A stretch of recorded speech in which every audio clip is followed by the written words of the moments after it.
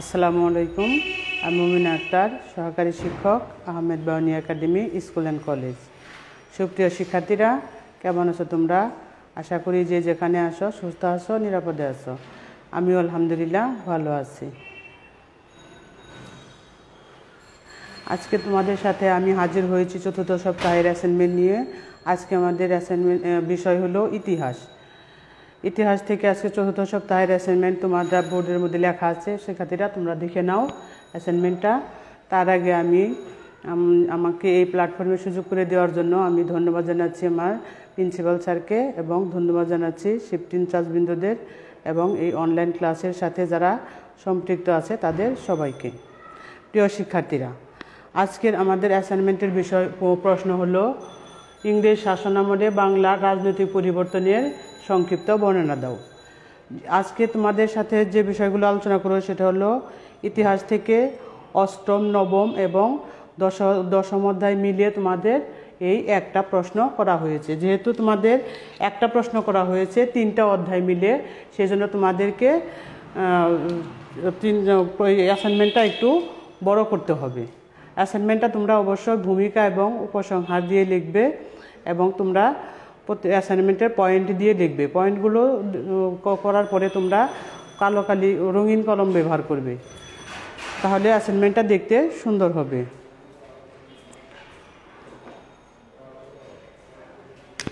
শিক্ষার্থীরা, আমি তোমাদের লিখে দিচ্ছি, আমি তোমাদের পয়েন্টগুলো লিখে দিব, তোমরা পয়েন্টগুলো ভালো করে দেখে নিও।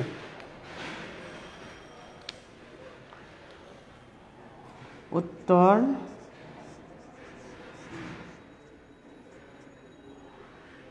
হলো বাংলায় ইংরেজ শাসনামলের সূচনা পর্ব।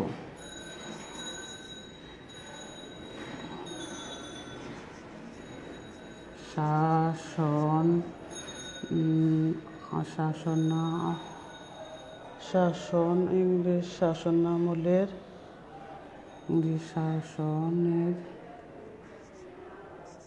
সূচনা পর্ব।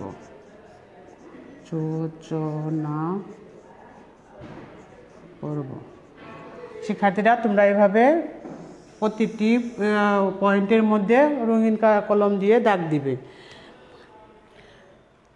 প্রাচীনকাল থেকে ভারত উপমহাদেশ, বিশেষ করে বাংলাটা ছিল ধন সম্পদে পরিপূর্ণ। এটা যেন রূপকথার গল্পের মতো। তখন এই অঞ্চলগুলো ছিল ধন সম্পদে পরিপূর্ণ। মানুষের জীবনযাপনের জন্য যা কিছু প্রয়োজন সব কিছুই অঞ্চলগুলোতে পাওয়া যেত। তখন কৃষকের ক্ষেত ভরা ফসল, গোলা ভরা ধান এবং পুকুর ভরা মাছ ছিল। গ্রামের কুটির শিল্প ছিল সমৃদ্ধ। বিশেষ করে তাঁতিদের হাতে বোনা কাপড় ইউরোপীয়দের কাপড়ের চেয়ে উন্নত মানের ছিল। এর মধ্যে জগৎ বিখ্যাত ছিল মসলিন কাপড়।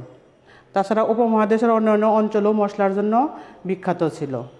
এইসব পণ্যের লোভে বিভিন্ন দেশ থেকে বণিকরা আমাদের দেশে বাণিজ্য করতে এসেছে। তেমনি ইস্ট ইন্ডিয়া কোম্পানিও আমাদের উপমহাদেশে বাণিজ্য করতে এসেছিল, এবং বাণিজ্য করতে এসে তারা রাষ্ট্র ক্ষমতা দখল করতে সক্ষম হয়। প্রায় 200 বছর তারা আমাদের এই বাংলাটা শাসন করে।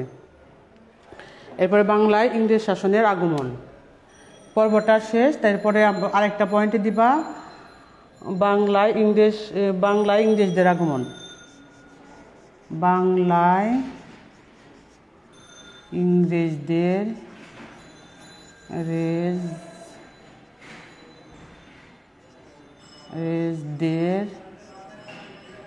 আগমন। তারপর ক্লন্ডাস দিয়ে শিক্ষার্থীরা তোমরা আন্ডারলাইন করে দিবা রঙিন কলম দিয়ে। ইংল্যান্ডের একদল বণিক ইস্ট ইন্ডিয়া কোম্পানি নামে একটি বণিক সংঘ গঠন করে এবং 1600 সালে রানী এলিজাবেথের কাছ থেকে 15 বছর মেয়াদী প্রাচ্যে একচাটিয়া ব্যবসা বাণিজ্যের সনদপত্র লাভ করে। 1608 সালে রাজা প্রথম জিন্সের কাছ থেকে অনুমতি নিয়ে সাম্রাজ্য সম্প্রসারণের লক্ষ্যে ইংরেজরা সম্রাট জাহাঙ্গীরের সাথে সাক্ষাৎ করেন এবং তার অনুমতি নিয়ে সুরাটে বাণিজ্য ঘাঁটি স্থাপন করেন। তারা সম্রাটের কাছ থেকে বাণিজ্য সুবিধা আদায় করে নেয় এবং কোম্পানি সুরাট, আগ্রা, আহমেদাবাদ, বাংলার বালাসুরে কুঠি স্থাপন করে। বাংলার সুবাদার শাহ সুজার অনুমোদন লাভ করে তারা 1658 সালে হুগলিতে বাণিজ্য কুঠি স্থাপন করেন। এভাবে তারা কী করে, পরবর্তীতে তারা কাশিমবাজার, ঢাকা, মালদহ এবং এতে বাণিজ্য কুঠি স্থাপন করে। এভাবে তারা দেখা যাচ্ছে বিভিন্ন জায়গায় বাণিজ্য কুঠি স্থাপন করে তাদের ভিত্তি মজবুত করে এবং পরবর্তীতে তারা বোম্বাই শহর কিনে নেয়। বোম্বাই শহরকে তারা তাদের বাণিজ্যের প্রাণকেন্দ্রে পরিণত করে।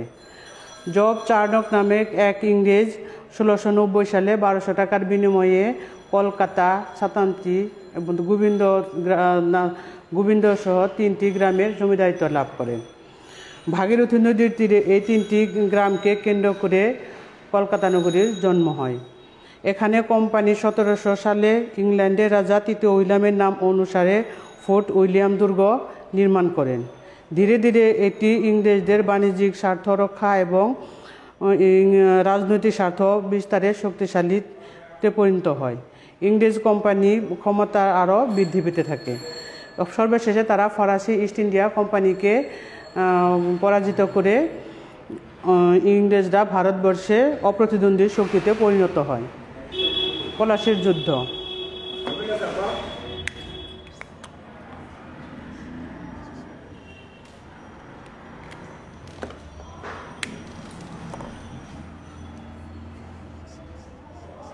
পলাশীর যুদ্ধ এরপরে শুরু হয় পলাশীর যুদ্ধ।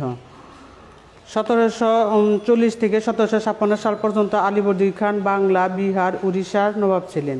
তিনি সুকৌশলে ইংরেজ বণিকদের নিয়ন্ত্রণে রেখেছিলেন। কিন্তু আলীবর্দী খানের মৃত্যুর পর তার কনিষ্ঠ মেয়ের পুত্র নবাব সিরাজদৌল্লা মাত্র 22 বছর বয়সে সিংহাসনে আরোহণ করেন, যেটা আলীবর্দী খান মৃত্যুর আগেই ঠিক করে রেখে গিয়েছিলেন।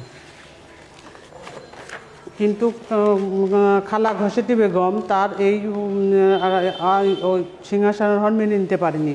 ফলে তিনি নবাবের বিরুদ্ধে ষড়যন্ত্রে লিপ্ত হন এবং তার সাথে যোগ দেন রাজা রাজবল্লভ, সিরাজের খালাতো ভাই শওকত জং, দেশি বিদেশি বণিক শ্রেণী, প্রভাবশালী নেতারা সবাই এদের এবং সেনাপতি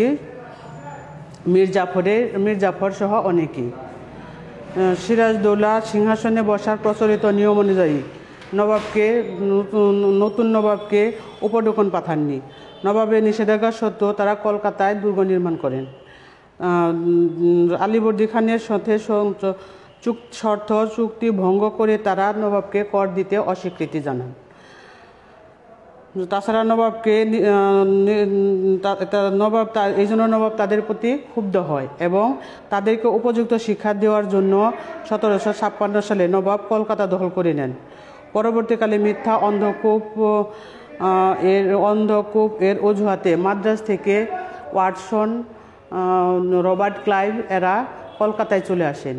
কলকাতায় চলে এসে কলকাতা দখল করে নেন এবং এটা অপমানজনক মনে করে নবাব একটি সন্ধি করতে বাধ্য হন। পরে রবার্ট ক্লাইভ নবাবের এই সন্ধি ভঙ্গের দাবিতে 1757 সালে 23 জুন পলাশীর আমবাগানে এক যুদ্ধ সংঘটিত হয়। এই যুদ্ধে নবাব পরাজিত হন। এর মধ্যে দিয়ে পলাশীর যুদ্ধের সমাপ্তি ঘটে। শুরু হয় বক্সারের যুদ্ধ।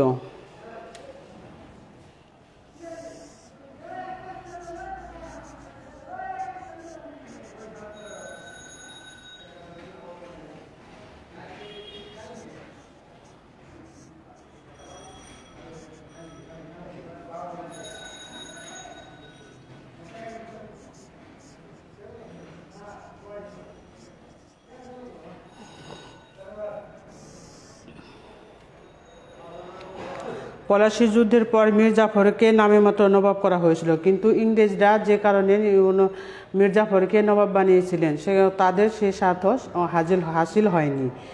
1760 সালে মির্জাফর হাসিল না হওয়াতে 1760 সালে মির্জাফরকে ক্ষমতা থেকে সরিয়ে মীর কাসেমকে শর্ত সাপেক্ষে ক্ষমতায় বসানো হয়। মীর কাসেম স্বাধীনভাবে শাসন কার্য পরিচালনা করতে চেয়েছিলেন, কিন্তু এতে ইংরেজদের সাথে মীর কাসেমের যুদ্ধ অনিবার্য হয়ে ওঠে। নবাব দেশ ও জনগণের স্বার্থে বিভিন্ন পদক্ষেপ গ্রহণ করলে যা ইংরেজদের স্বার্থ পরিপন্থী হয়। ফলে যে মেজর অ্যাডামসের নেতৃত্বে প্রেরিত ইংরেজ বাহিনীর কাছে গেরিয়া, কটুয়া, উদরনালা যুদ্ধে নবাব শোচনীয়ভাবে পরাজিত হন।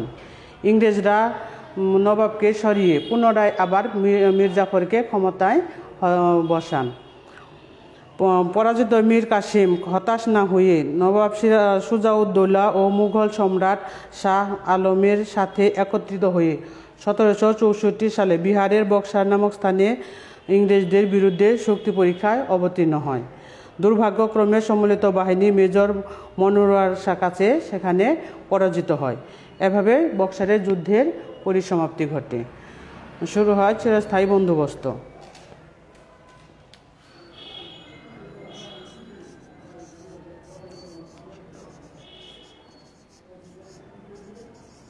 চিরস্থায়ী বন্দোবস্ত।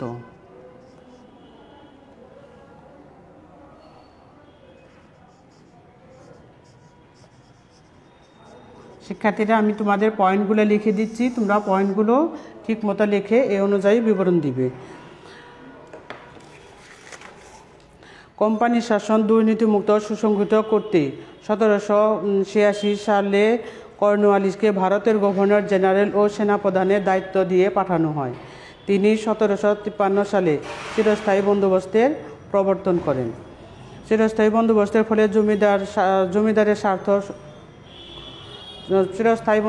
ফলে জমিদারের স্বার্থ সংরক্ষিত হয় এবং কৃষকেরা জমিদার কর্তৃক শোষিত হতে থাকে।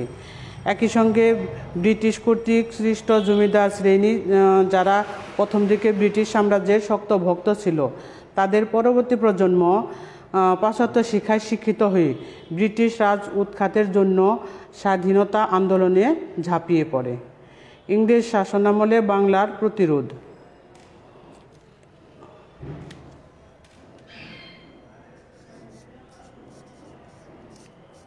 ইংরেজ শাসন আমলে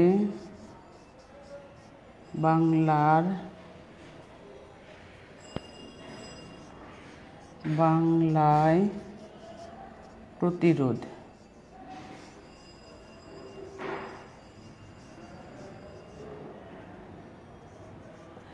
ইংরেজ শাসনামলে বাংলার প্রতিরোধের মধ্যে প্রথম পয়েন্টটা রয়েছে ফকির সন্ন্যাসীদের আন্দোলন।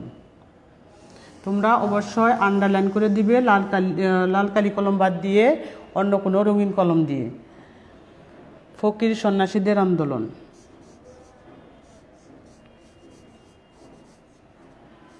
ফকির সন্ন্যাসীদের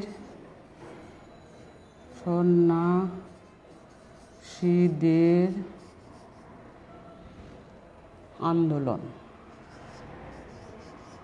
শিক্ষার্থীরা, আমি তোমাদেরকে সুবিধার জন্য পয়েন্টগুলো লিখে দিচ্ছি।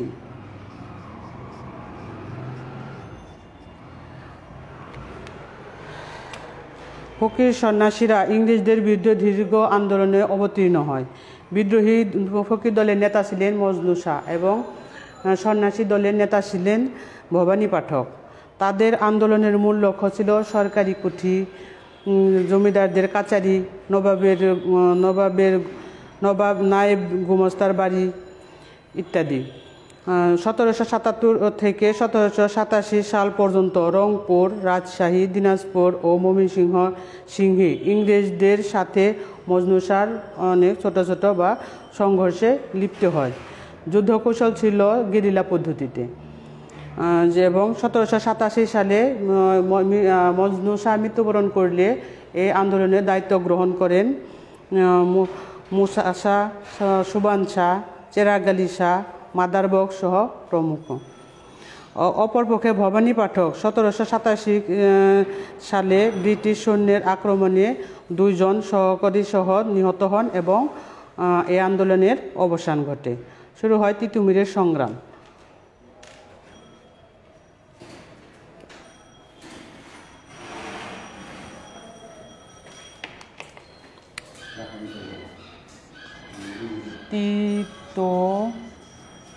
তিতুমিরের সংগ্রাম।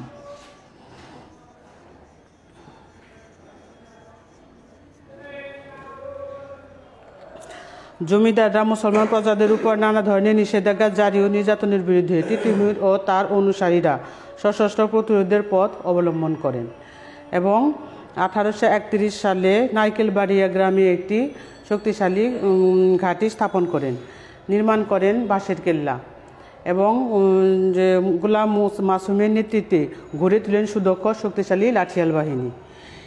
ইংরেজ জমিদার এবং নীলকরদের দ্বারা নির্যাতিত কৃষকেরা দলে দলে তিতুমিরের বাহিনীর সাথে যোগ দিলে ধর্ম সংস্কার একটি ব্যাপক কৃষক আন্দোলনের রূপ নেয়।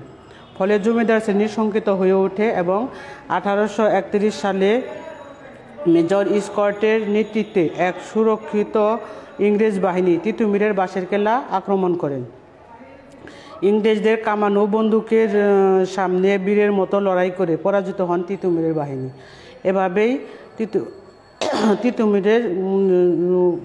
এভাবেই বাংলার কৃষক আন্দোলনের সমাপ্তি ঘটে। শুরু হয় নীল বিদ্রোহ।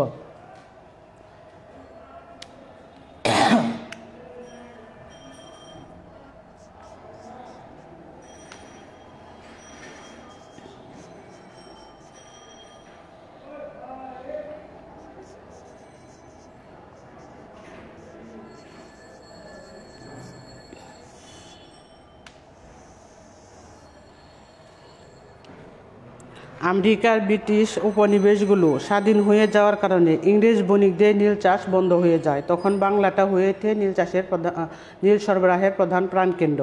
নীল চাষ করতে কৃষকরা রাজি না হলে তাদেরকে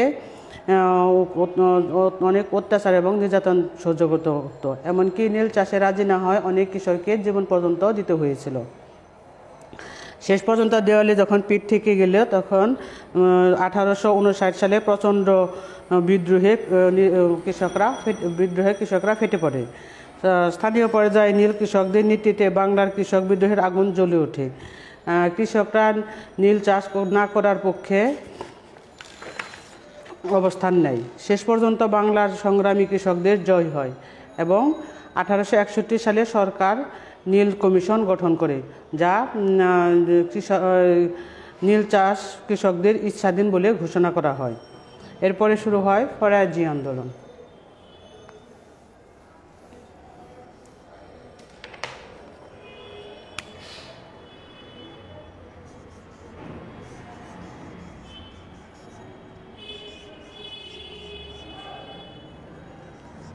ফরাজি আন্দোলন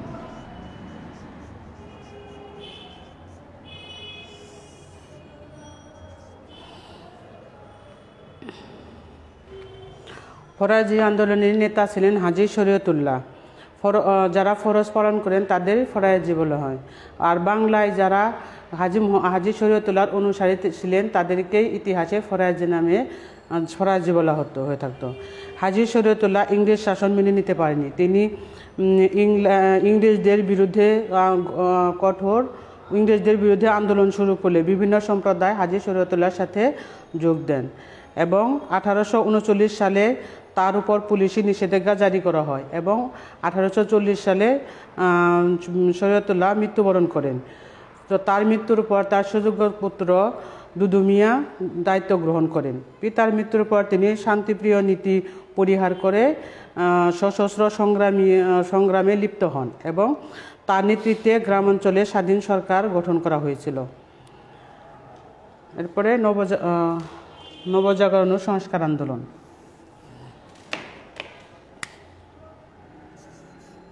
নবজাগরণ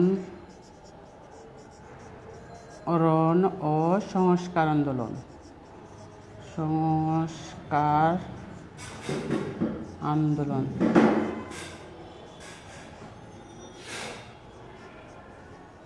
শিক্ষার্থীরা তোমরা অবশ্যই পয়েন্টগুলো দিবে, পয়েন্টগুলো দিয়ে নিচে কালারিং কলম দিয়ে দাগ দিবে।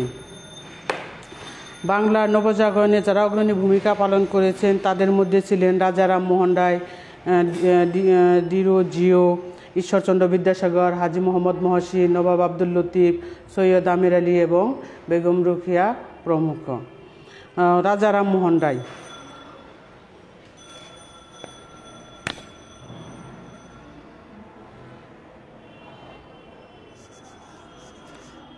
রাজা রামমোহন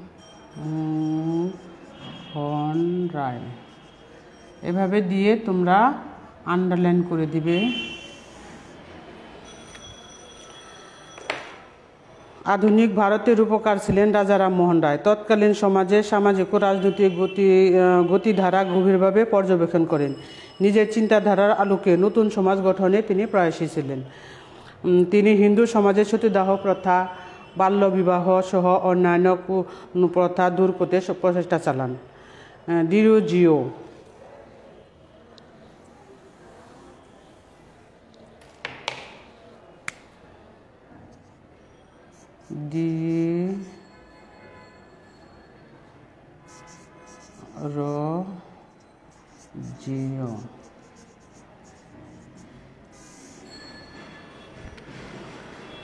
ডিরোজিও ছিলেন ইয়াং বেঙ্গল আন্দোলনের প্রবক্তা। বয়সে তরুণ হলেও তিনি অল্প সময়ের মধ্যে ইতিহাস, ইংরেজি, সাহিত্য, দর্শন বিভিন্ন বিষয়ে পাণ্ডিত্য অর্জন করেন।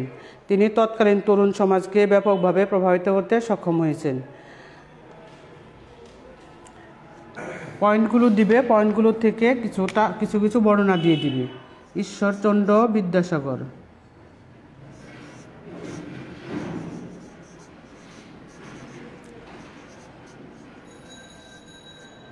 বিদ্যাসাগর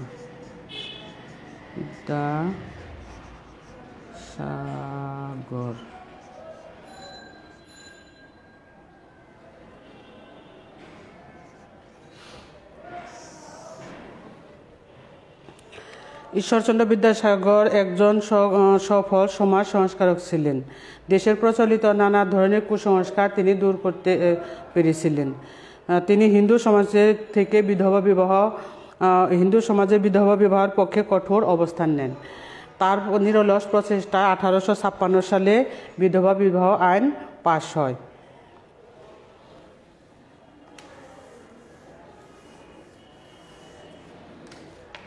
এরপরে আন্দোলন চালান হাজী মোহাম্মদ মহসিন। হাজী মোহাম্মদ মহসিন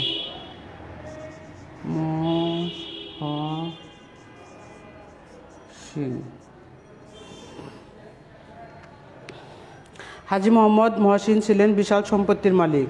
মুসলমানদের চরম দুর্দিনে তাদের শিক্ষা বিস্তারে এবং চিকিৎসা ও দরিদ্র মানুষের জন্য তার সমুদয় অর্থ তিনি ব্যয় করেছেন। তিনি হুগলিতে একটি বিদ্যালয় স্থাপন করেছিলেন। ঢাকা, চট্টগ্রাম, যশোরে মাদ্রাসার উন্নতির জন্য তিনি প্রচুর অর্থ ব্যয় করেছেন। মহসিন ফান্ডের বৃত্তির অর্থে টাকা দিয়ে অনেক মেধাবী মুসলমান ছাত্ররা উচ্চশিক্ষা লাভের সুযোগ পেয়েছে।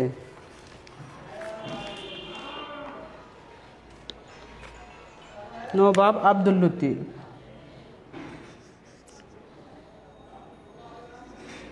নওয়াব আব্দুল লতিফ আব্দুল লতিফ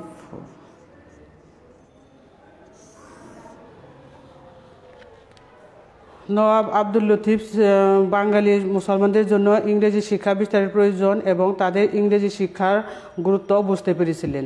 তার প্রচেষ্টায় হিন্দু কলেজ প্রেসিডেন্সি কলেজের রূপান্তর হলে অনেক মুসলমান ছাত্ররা সেখানে লেখাপড়া করার সুযোগ পান। বেগম রোকেয়া।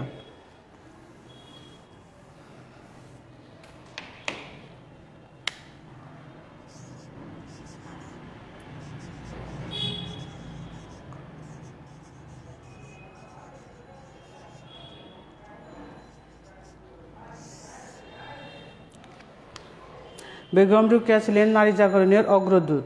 তার লেখনীর মাধ্যমে তিনি নারীদের করুণ দশা, তাদের প্রতি বৈষম্য আচরণের কথা ফুটিয়ে তুলেছেন। নারী শিক্ষার জন্য তিনি 1911 সালে কলকাতায় সাখাওয়াত মেমোরিয়াল গার্লস স্কুল স্থাপন করেন।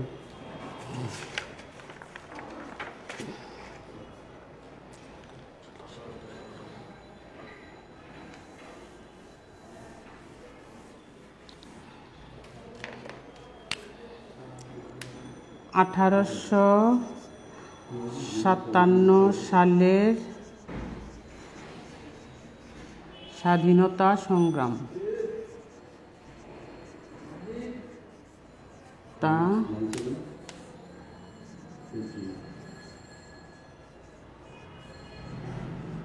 তোমরা অবশ্যই পয়েন্টগুলো দিবে, পয়েন্টগুলো দিয়ে পয়েন্ট মাফিক বর্ণনা করবে। পলাশীর যুদ্ধের 100 বছর পর ভারতের উত্তর পূর্বাঞ্চলে প্রধানত সিপাহীদের নেতৃত্বে যে সশস্ত্র বিদ্রোহ সংঘটিত হয় তাকেই ভারতের প্রথম স্বাধীনতা সংগ্রাম বলা হয়। ইস্ট ইন্ডিয়া কোম্পানি কর্তৃক দীর্ঘ সময় ধরে রাজনৈতিক, অর্থনৈতিক শোষণ, সামাজিকভাবে হেয় করা, ধর্মীয় অনুভূতিতে আঘাত করা, সর্বোপরি ভারতীয় সৈনিকদের প্রতি বৈষম্যমূলক আচরণ, এসবই সংগ্রামের প্রেক্ষাপট তৈরি করেছে। বিদ্রোহের আগুন জ্বলে ওঠে প্রথমে পশ্চিমবঙ্গের ব্যারাকপুরে। 1857 সালে 29 মার্চ মঙ্গল পাণ্ডে নামক এক সিপাহী এই বিদ্রোহের সূচনা করেন। দ্রুত এই বিদ্রোহ মিরাট, কানপুর, পাঞ্জাব, উত্তরপ্রদেশ সহ ভারতের সর্বত্রই ছড়িয়ে পড়ে। বাংলাদেশের ঢাকা, চট্টগ্রাম, যশোর, সিলেট, কুমিল্লা, পাবনা, দিনাজপুর সহ আরও বেশ কিছু এলাকা এই বিদ্রোহে সামিল হয়। বিদ্রোহীরা দিল্লি দখল করে মুঘল সম্রাট দ্বিতীয় বাহাদুর শাহকে ভারতবর্ষে বাদশাহ বলে ঘোষণা দেয়। এই সংগ্রামের সাথে যারা জড়িত ছিলেন তাদের অধিকাংশই শহীদ হন এবং বাকিদেরকে ফাঁসিতে ঝুলিয়ে হত্যা করা হয়। এই বিদ্রোহে তাৎক্ষণিক গুরুত্বও ছিল। এর ফলে কোম্পানি শাসনের অবসান হয়। ব্রিটিশ সরকার ভারতের শাসনভার নিজ হাতে গ্রহণ করে। স্বদেশী আন্দোলন।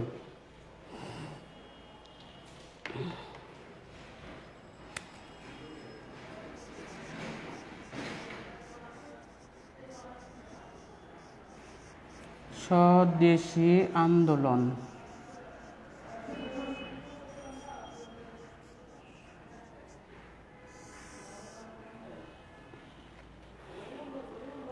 ব্রিটিশ সরকার বঙ্গভঙ্গের বিরুদ্ধে আন্দোলনে ব্যর্থ হলে কংগ্রেস উগ্রপন্থী নেতারা যে আন্দোলন গড়ে তোলে তাকে স্বদেশী আন্দোলন বলে। এই স্বদেশী আন্দোলনের মূল কর্মসূচি ছিল দুটি, একটি হলো বয়কট আন্দোলন আর একটি স্বদেশী আন্দোলন। বয়কট আন্দোলনের কর্মসূচি ছিল বিলেতি দ্রব্য বর্জন এবং বিলেতি শিক্ষা বর্জন। খিলাফত ও অসহযোগ আন্দোলন।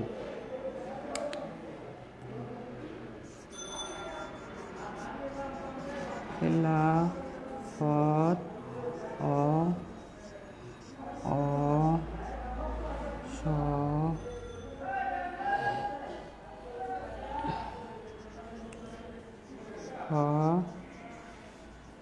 অসহযোগ আন্দোলন।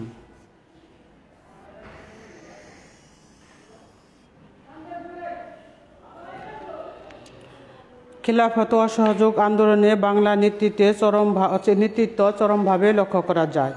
এই আন্দোলনের মাধ্যমে ভারতীয় মুসলমানরা যেমন প্রথমবারের মতো ব্রিটিশ বিরোধী আন্দোলনে যোগ দেয়, তেমনি হিন্দু মুসলিম সম্প্রদায় একত্রিত হয়ে প্রথমবারের মতো এক ঐক্যবদ্ধভাবে আন্দোলনে নামে।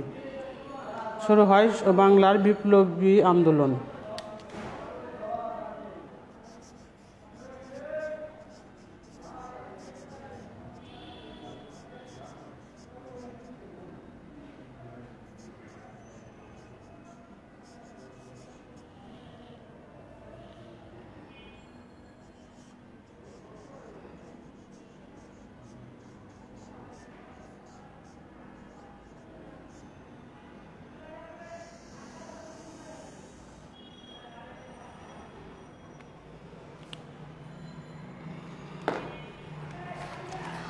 1908 সালে ইংরেজ ম্যাজিস্ট্রেট কিংসফোর্ডকে হত্যা করার জন্য ক্ষুদিরামের বোমা হামলার মধ্য দিয়ে সশস্ত্র আন্দোলনের আত্মপ্রকাশ ঘটে।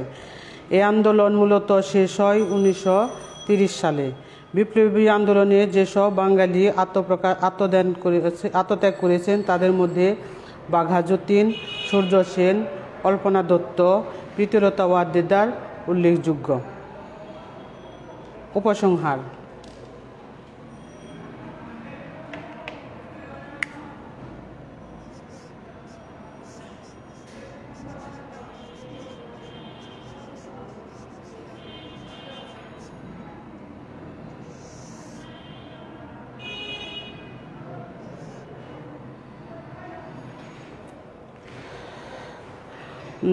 ইংরেজ শাসনামলে বাংলার আন্দোলন ছিল খুবই তাৎপর্যপূর্ণ। যে কোনো ধরনের আন্দোলনে বাঙালিরা অগ্রণী ভূমিকা পালন করে এবং 1947 সালে উপমহাদেশের স্বাধীনতা তাদের আন্দোলনের এক সম্মিলিত প্রয়াস। তো এই ছিল তোমাদের এই প্রশ্নের উত্তর। তোমরা অবশ্যই পয়েন্ট দিয়ে দিয়ে প্রশ্নের উত্তরগুলো কমপ্লিট করবে। যেহেতু তোমাদের 3টি অধ্যায় থেকে একটা প্রশ্নের দেওয়া হয়েছে, সেই জন্য তোমাদেরকে অবশ্যই অ্যাসাইনমেন্টটা একটু বড় করে লিখতে হবে এবং পয়েন্ট দিয়ে পয়েন্টের মধ্যে তোমরা পয়েন্টের নিচে রঙিন কালি দিয়ে দাগ দিবে। এটা অ্যাসাইনমেন্টটা অবশ্যই একটু বড় হবে। আজ এ পর্যন্তই। খুদা হাফেজ।